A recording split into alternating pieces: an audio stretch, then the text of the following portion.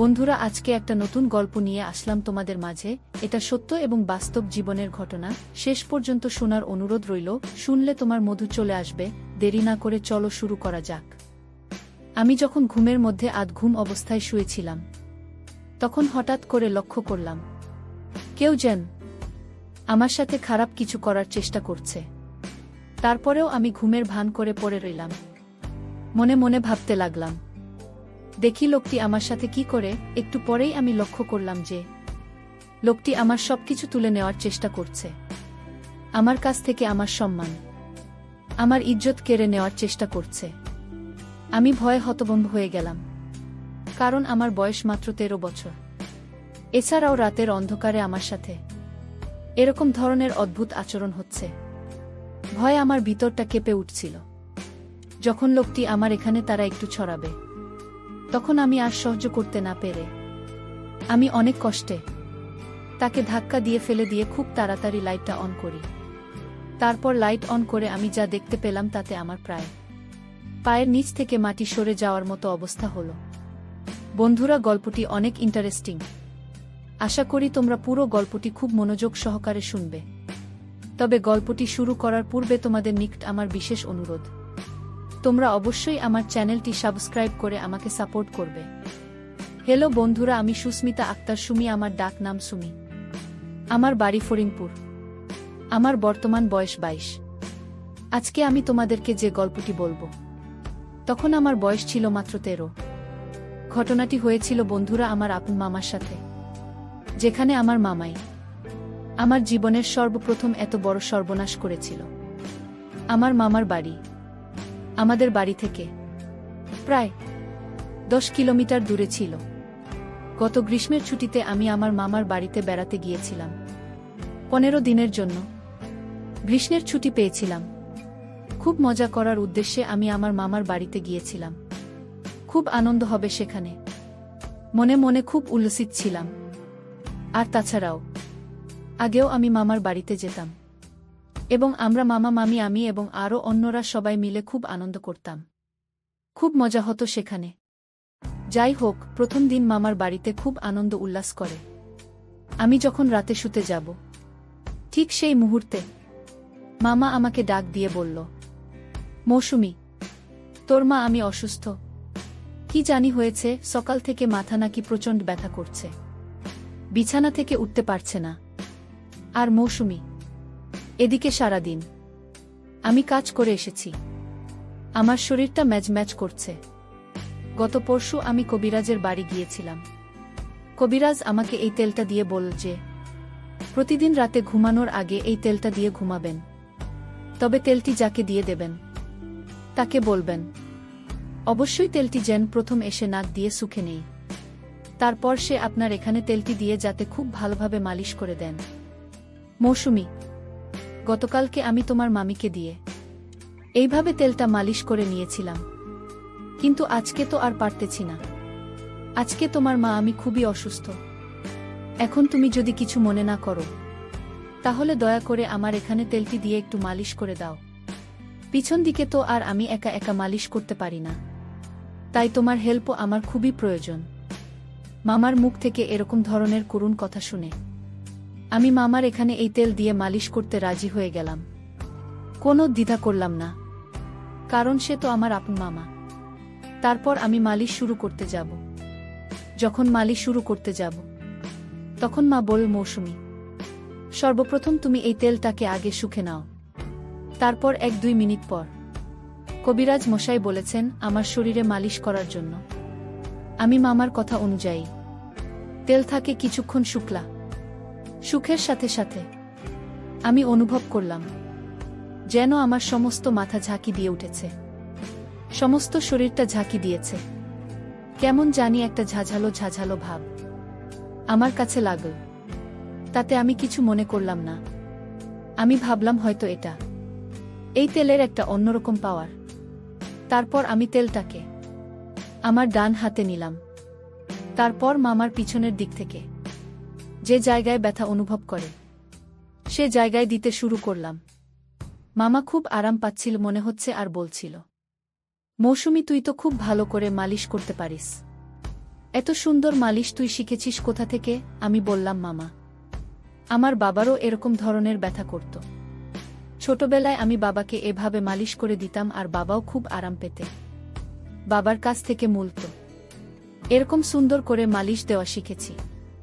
মামা আমার কথা শুনে মুচকি হাসি দিল আর বল, তাই?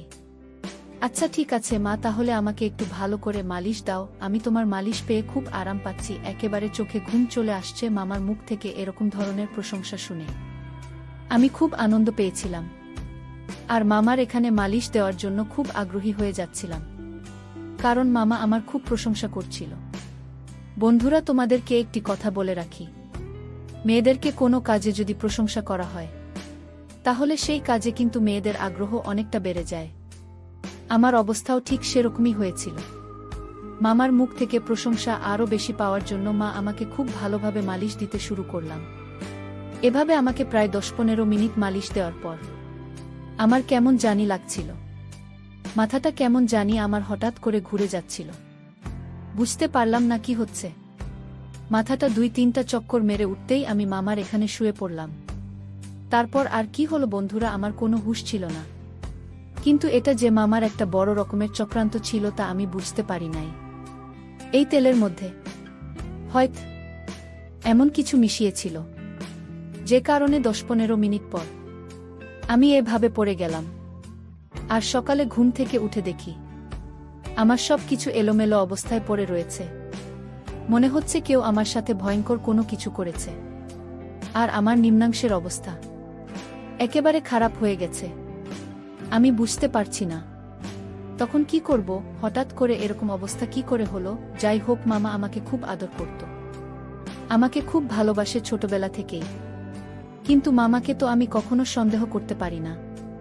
সে তো আমার বাবার সমতুল্য। আমার বাবার চাইতেও আমার মামা আমাকে অনেক বেশি আদর করতে। আর সবচেয়ে বড় কথা হলো, আমি যখন মামাকে তেল দিতে গিয়েছিলাম, অর্থাৎ মালিশ করতে গিয়েছিলাম, তখন আমার মনে হচ্ছিল আমি মামাকে মালিশ দিচ্ছি। কিন্তু সকালে ঘুম থেকে উঠে দেখি আমি আমার রুমে শুয়ে আছি, কিন্তু মামা মামার রুমে শুয়ে আছে। সকালে ঘুম থেকে উঠে আমি সঠিকটা আন্দাজ করতে পারছিলাম না, মনে করতে পারছিলাম না রাতে ঘুমানোর পূর্বে আমার সাথে কি হয়েছিল। আমি সেটা ভুলে গিয়েছিলাম। আর তাছাড়া ও আমার বয়স ছিল খুবই কম, মাত্র 13 বছরের মাথায় আমার এত কিছু বোঝার ক্ষমতাও ছিল না। আমার মামার বাড়িতে আমি প্রায় 15 দিন থেকেছিলাম। 15 দিনের মধ্যে আমার সাথে 15 দিনই এরকম ধরনের অনাকাঙ্ক্ষিত ঘটনা ঘটেছে, যা আমি কখনো কল্পনাও করতে পারি নাই। প্রথম দিন তো আমি ভেবেছিলাম হয়তো আমি সেটা কোনো দুঃস্বপ্ন দেখেছি, বা রাতের বেলায় আমার স্বপ্নে কিছু হয়েছে, যে কারণেই আমার এই অবস্থা হয়েছে। কিন্তু দ্বিতীয় দিনেও আমি দেখলাম আমার একই অবস্থা। আর মা আমি আস্তে আস্তে তার শরীর আরও অসুস্থ হয়ে পড়ল। কিন্তু প্রতিদিনই মামা আমাকে দিয়ে এভাবে প্রথমে মালিশ করানোর নামে এই তেল তাকে শুকাতে। তারপর কিছুক্ষণ পরে আমি হুঁশ হারিয়ে ফেলতাম, আর কিছুই বুঝতে পারতাম না। তারপর আমার সাথে অদ্ভুত ধরনের কিছু হতো। আমি সকালে কিছু বলতে পারতাম না, মনে করতে পারতাম না। শুধু এটুকুই বুঝতে পারতাম যে রাতে কেউ আমার সাথে খুব বাজে আচরণ করেছে, তা আমার এলোমেলো অবস্থা দেখে খুব ভালোভাবে বোঝা যাচ্ছে। মামার বাড়িতে বেড়াতে যাওয়ার প্রায় 10 দিন হয়ে গেল। প্রতিদিন আমি এভাবে মামাকে তেল মালিশ করতে যাই। তারপর আমার হুঁশ চলে যায়। তারপর আমার সাথে কি হয় আমি কিছুই বুঝতে পারি না। বিষয়টা নিয়ে আমি খুব চিন্তায় পড়ে গেলাম, কি করা যায়। আর তখন তো আমি খুব ছোট ছিলাম। সকালে প্রতিদিন ঘুম থেকে উঠে দেখি আমার অবস্থা একেবারে খারাপ। আমার সব কিছু এলোমেলো হয়ে আছে। মনে হচ্ছে কেউ আমার সাথে খুব বাজে আচরণ করে। প্রতিদিন কি আমার সাথে এরকম ধরনের বাজে আচরণ করে? আমি কিছুই বুঝতে পারছিলাম না। কি করব ভেবে কোনো কিছু পাচ্ছিলাম না। হঠাৎ করে আমার মাথায় একটি বুদ্ধি আসলো, আজকে আমি দেখব কে আমার সাথে এরকম করে, কার এত বড় দুঃসাহস। আর তাছাড়া মামার বাড়িতে মামিমা মা আর আমি ছাড়া অন্য কেউ তো নাই। তাহলে আমার সাথে কি এরকম আচরণ করে? আমি তো কোনো কিছু ভেবে পাচ্ছিলাম না। আর মামা আমার সাথে এরকম আচরণ করবে তা তো আমি কোনোদিন কল্পনাও করতে পারিনি। চিন্তা করলাম আজকে যেভাবেই হোক এর রহস্য আমাকে খুঁজে বের করতে হবে, জানতে হবে কে আমার সাথে প্রতিদিন এরকম ধরনের আচরণ করে। পরের দিন রাতের বেলায় মামা যখন আমাকে ডাকল তার এখানে তেল দিয়ে মালিশ দিয়ে দেওয়ার জন্য, তারপর মামা যখন বলল তেলটা আগে শুকে নিতাম, আমি একটা টেকনিক কাটিয়ে আমার নাকের ভেতরে তোলা ফিটিং করে দিলাম। এমনভাবে তোলা লাগিয়েছিলাম যাতে এই ওষুধের যে পাওয়ার, ওষুধের ক্ষমতা, সেটা আমার নাকের ভিতর দিয়ে কখনো আমার ভিতরে না যেতে পারে। আর যদি না যেতে পারে তাহলে আমি আর অজ্ঞান হব না, তাহলে আমি বুঝতে পারব প্রতিদিন কি আমার সাথে এরকম ধরনের নোংরামি আর বাজে আচরণে মেতে ওঠে। মনের মধ্যে কিছুটা ক্রোধ, কে আমার অগোচরে সে আমার এত বড় সর্বনাশ করছে। পরিকল্পনা অনুযায়ী আমি আমার কাজ করতে লাগলাম। কিন্তু সে দিন যখন মামার এখানে তেল দিয়ে মালিশ করতে যায় তখন আর আমি অজ্ঞান হইনি, কারণ এই তেলের মধ্যে যে প্রয়োজনটা ছিল সেটা আমার এখানে ইফেক্ট করতে পারে নাই। তারপরেও আমি পূর্বের মতো ভান ধরে পড়ে রইলাম। কিছুক্ষণ পর দেখলাম মামা আমাকে শুইয়ে আস্তে আস্তে তার রুমে চলে গেল। আমি অবাক হতে লাগলাম যে মামা তো আমার এখান থেকে আমাকে সুন্দর করে শুইয়ে তারপর চলে গেল, তাহলে সকালে ঘুম থেকে উঠে আমার এরকম অবস্থা হয় কেন? ভাবলাম আজকে সারা রাত সজাগ থাক, দেখ আমার সাথে কি হয়। চিন্তা করতে করতে কোনো ঘুম আসছিল না, মনের মধ্যে শুধু একটাই চিন্তা, আমার সাথে কি হয় তাহলে? মামা তো আমাকে কিছু করল না, তাহলে কি আমার সাথে এরকম করে? এসব ভাবতে ভাবতে ঘণ্টাখানেক পরেই দেখলাম আস্তে আস্তে কি যেন দরজা খুলে আমার কাছে আসে, আমার পাশে দাঁড়িয়ে আমার মুখের দিকে তাকিয়ে আমাকে 3টা ফু দিল। তারপরেও আমি ঘুমের ভান করে পড়ে রইলাম, মনে মনে ভাবতে লাগলাম, দেখি লোকটি আমার সাথে কি করে। একটু পরেই আমি লক্ষ্য করলাম যে লোকটি আমার সবকিছু তুলে নেওয়ার চেষ্টা করছে, আমার কাছ থেকে আমার সম্মান, আমার ইজ্জত কেড়ে নেওয়ার চেষ্টা করছে। আমি ভয়ে হতভম্ব হয়ে গেলাম, কারণ আমার বয়স মাত্র 13 বছর। এছাড়াও রাতের অন্ধকারে আমার সাথে এরকম ধরনের অদ্ভুত আচরণ হচ্ছে। ভয়ে আমার ভিতরটা কেঁপে উঠছিল। যখন লোকটি আমার এখানে তারা একটু ছড়াবে তখন আমি আর সহ্য করতে না পেরে আমি অনেক কষ্টে তাকে ধাক্কা দিয়ে ফেলে দিয়ে খুব তাড়াতাড়ি লাইটটা অন করি। লাইটটা অন করার সাথে সাথে আমি যা দেখলাম তাতে আমার 2 চোখ মুছে গেল। অর্থাৎ আমার নিজের মামাই আমার সামনে মাথাটা নিচু করে দাঁড়িয়ে রইল। আমি রাগে ক্রোধে আমাকে খুব তিরস্কার করতে শুরু করলাম আর খুব দুঃখ প্রকাশ করলাম আর বলতে লাগলাম, মামা তুমি আমার আপন মায়ের ভাই, অথচ তুমি আমার সাথে এই কাজটি করবে তা আমি কল্পনাই করতে পারি না। এই বলে আমি খুব কাঁদতে লাগলাম। তারপর মা মাথাটা নিচু করে আমার এখান থেকে চলে আসলো। সেদিন রাত পেরিয়ে সকাল হলে আমি আমার মামার এখানে গেলাম। মামা আমাকে দেখে খুব হাসি খুশি করছিল। মনে হচ্ছিল না যে সে রাতে আমার সাথে এরকম ধরনের একটা জঘন্য কাজ করে। তার এই আচরণ দেখে আমি অনেকটা হতবাক হয়ে যাই। ভাবলাম আমার মামা এত খারাপ, এত জঘন্য। আস্তে আস্তে আমার মনটা খারাপ হতে লাগল। এক পর্যায়ে আমি মামার সামনে কেঁদে দিলাম। আমার কান্না দেখে মামা খুব বিস্ময়ের সাথে আমাকে জিজ্ঞেস করল, মৌসুমী তোমার কি হয়েছে, তুমি কাঁদছ কেন? মামার এরকম আহ্লাদের কথা শুনে আমার কাছে আরো বিরক্তিকর লাগছে। এক পর্যায়ে আমি মামাকে বলতে বাধ্য হলাম যে মামা তোমার বাহিরে এক রূপ আর ভিতরে আরেক রূপ। তুমি আমার সাথে যা করেছ তা কোনোভাবে মেনে নেওয়া সম্ভব নয়। আমার কথা শুনে মামা খুব হতবাক হয়ে গেল আর বলল, মৌসুমী এসব তুমি কি বলছো? আমি তোমার সাথে কি করেছি? তুমি আমার মেয়ে, তুমি আমার সাথে এভাবে কথা বলছো কেন? তুমি আমার মেয়ের মতো, আমি তোমাকে মেয়ের চাইতে আরো বেশি দেখি। আর মৌসুমী আমার সাথে এভাবে কথা বলছো কেন? তখন আমি বললাম, মামা তুমি রাত্রে আমার সাথে জঘন্য আচরণ করো নাই, আমি যখন ঘুমিয়েছিলাম। মা বলল, কি বলছে আমার সুমি? আমি রাতে তোমার ঘরে যাব কেন? মামার কথা শুনে আমি আরো হতবাক হয়ে যাই। ভাবলাম কি হচ্ছে আমার সাথে। স্পষ্ট আমি যেখানে মামাকে দেখতে পেলাম সেখানে মামা এখন অস্বীকার যাচ্ছে। আজকে তাহলে পুরো বিষয়টি আমি ভালো করে দেখব, বরাবরের মতোই। যখন রাত হলো, তখন ঠিক যখন আমার সাথে সেই রকম ধরনের ঘটনা ঘটতে যাবে, এই মুহূর্তে আমি আমার রুম থেকে বেরিয়ে গেলাম, গিয়ে অন্য কোথাও লুকিয়ে রইলাম। কিছুক্ষণ পর লক্ষ্য করে দেখলাম আমার মামাই আমার রুমে ঢুকছে। আপনি খুব ভালো করে লক্ষ্য করে দেখলাম লোকটি যখন আমার রুমে গিয়ে প্রবেশ করল, তখন আমি খুব তাড়াহুড়া করে আমার রুমে চলে গেলাম। মামা রুমে চলে গিয়ে দেখি মামা তার রুমে ঘুমিয়ে রইল। তখন আমার মনের ভিতর অনেকটা ভয় কাজ করছিল। ভাবলাম আমাকে আমি নিজের চোখে দেখে আসলাম, তার রুমে ঘুমিয়ে রইল, তাহলে সেই লোকটিকে দেখতে তো হুবহু আমার মামার মতোই দেখা যায়। ঘটনাটি দেখে আমি খুব ভয় পেয়ে গেলাম। ভয় পেয়ে আমার মা আমাকে ঘুম থেকে গিয়ে ডেকে তুললাম, আর পুরো ঘটনাটি আমাকে বিস্তারিত বললাম। তারপর মা বল, মাসুমি, এই জন্য তুই আমার সাথে এরকম ধরনের আচরণ করতে, তাই না? আমি বললাম, জি মামা। মামা সম্পূর্ণ বিষয়টি বুঝতে পারল।